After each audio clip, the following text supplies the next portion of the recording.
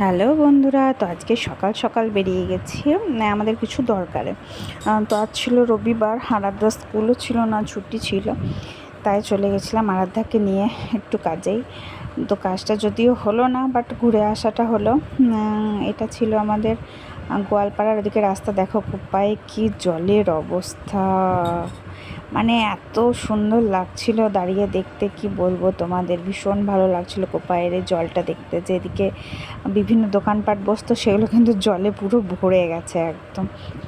আর এর আগে কিন্তু একদম ব্রিজ পর্যন্ত জল উঠেছিল, তখন আমাদের যাওয়া হয়নি, তাই দেখা হয়নি। আর এই দেখো আমরা এখন প্রান্তিক গেটটা পেরিয়ে গেলাম।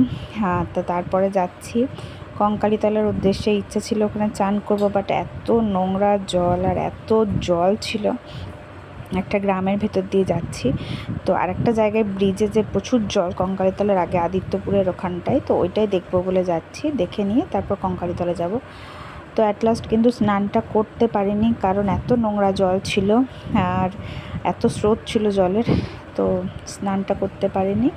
দেখো প্রচুর জল এই ব্রিজ থেকে দেখছে। আর আরাধ্যা খানিকক্ষণ দেখলো, খুব ভালো লাগছিলো জলগুলো দেখতে।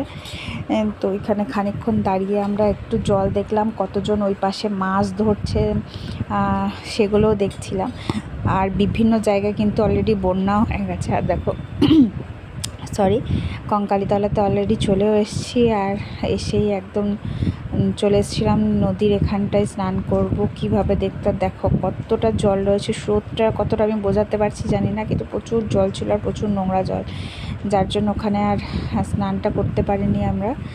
আর এই যে এইদিকে হাট বসছে এখন কঙ্কালীতলায় রোদ, তো সেখানেই দেখে নিলাম কিছুক্ষণ। তারপর এখানে একটু আরাধ্যার খিদে পেয়েছিল, এখানে খাওয়া দাওয়া করে আমরা ওখান থেকে বেরিয়ে গেছি।